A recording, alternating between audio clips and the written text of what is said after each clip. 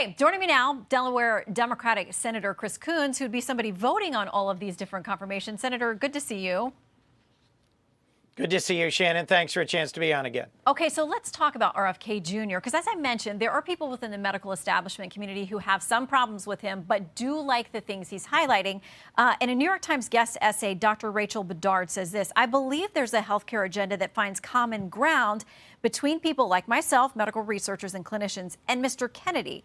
There's opportunity to leverage Mr. Kennedy's skepticism and relative political independence for good to turn his most valid criticisms of the American healthcare system into constructive reforms.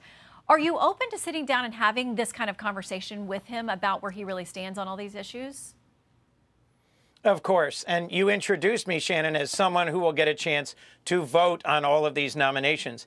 I certainly hope that's the case and that we won't see nominees jammed through in recess appointments where there's no confirmation hearing, no confirmation vote, and they take over incredibly powerful positions for up to 2 years. Of course, I'd be willing to meet with President-elect Trump's nominees. I did the previous time he was president. I voted on many of them, and I look forward to meeting with RFK Jr. I have to say, though, that his long record of being an anti-vaccine campaigner gives me real pause and concern. That'd be the first thing I'd ask him about, because the fact that American children are vaccinated against things like measles, mumps, and rubella keeps us safe and saves millions of lives a year. So getting to the bottom of his real views on a wide range of issues, from vaccines to dietary supplements to the research work of CDC, NIH, and FDA, and whether he's pro-choice or pro-life, all of that would be important for us to get some clarity on.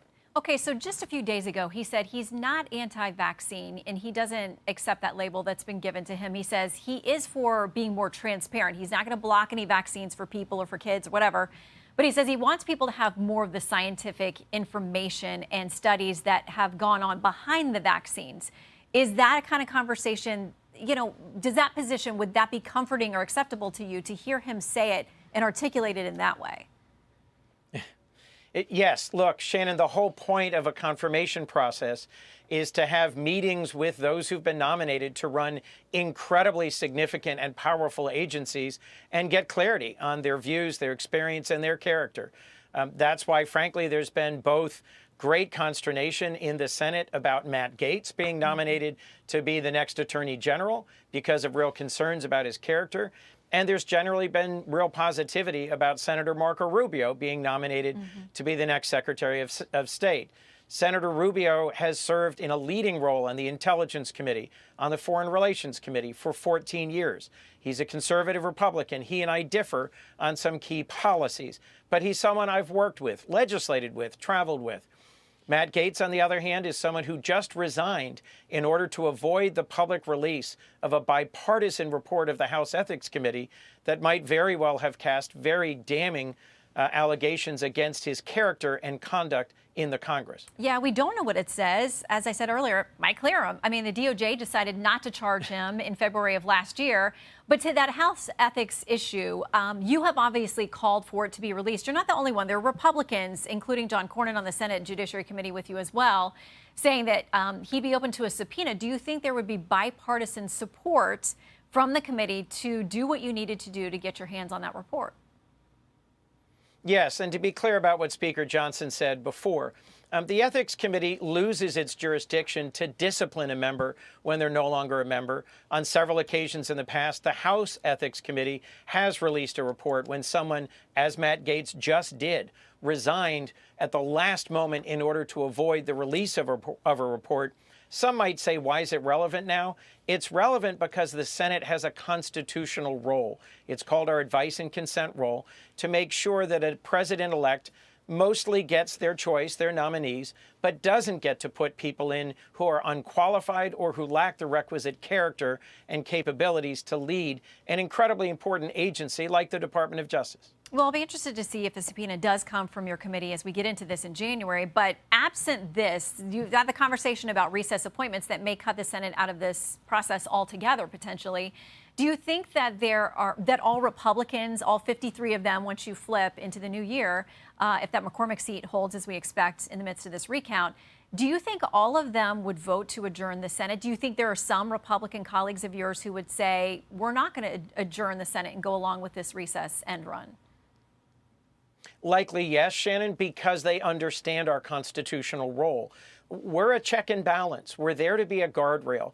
You cited earlier a Wall Street Journal editorial that said, frankly, if you take the confirmation process out and you only put in the cabinet as a result of recess appointments, then there's a real risk that future administrations, future presidents will jam in increasingly marginal characters who are there because of their popularity or their celebrity or what they've said, but who lack the requisite skill and experience, policy views, and character to lead what are huge and significant federal agencies. I agree with that view.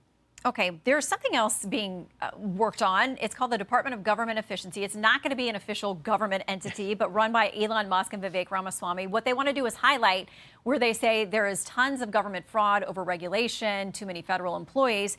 The Wall Street Journal editorial board says this thing could be Trump's best idea. They say the attempt to tame and shrink Leviathan is worth the toil, and it's essential to liberating Americans from the tyranny of the expanding administrative state. You know, there are these government waste reports that come out from members every year pointing out all kinds of, crazy things that the American taxpayer has no idea that they're funding. What do you make of this effort? I mean, if these come to Congress as suggestions you would have to then act on or have the opportunity to act on, is it a worthwhile exercise? Look, when President Clinton came into office, one of the things he asked his vice president, Al Gore, to do was to lead a commission to look at government efficiency and operation. They worked closely with folks in the bureaucracy who knew better than anyone where there were things that they were doing that were unnecessary or duplicative, and they actually saved billions and billions of dollars. Shannon, we also already have an agency. It's called the GAO, the General Accounting Office, that does reports. As you mentioned, they release them every Congress that highlight areas of inefficiency in waste and operations. The numbers that Vivek Ramaswamy and Elon Musk have thrown out, that they might be able to cut $2 trillion out of government spending, there's no way to achieve that kind of savings without cutting into critical functions like Social Security, Medicare, Medicaid, veterans' health care. But they could save tens or even hundreds of billions of dollars. Depending on how it's structured and what they do, this could be a constructive undertaking that ought to be embraced. But frankly, it somewhat amuses me that they've chosen two billionaires with no prior government experience to run this entity, whatever it will be, and that one of them is a major government contractor. I think it's important that we proceed with transparency and guardrails. Look, the success that Elon Musk has had in business means he may well have some insights into operational efficiency. But it amuses me, frankly, that it takes two of these folks to put together an organization on government efficiency. And I look forward to having a conversation about what that path forward can and should look like so that we achieve some progress for the American people. I mean, these are successful guys who say they're doing it for $0. So that's a cost-cutting measure, I guess, That's off the positive. top. Senator, thank you for your time. Always good to see you. Thank you, Shannon. Hi, everyone. I'm Brian Kilmeade. I want you to do me a favor. I want you to click to subscribe to the Fox News YouTube page. This is the only way that I know for sure that you're not going to miss any great commentary, any great news bites, any great interviews coming your way on Fox. You can get it all here on YouTube. So subscribe right now.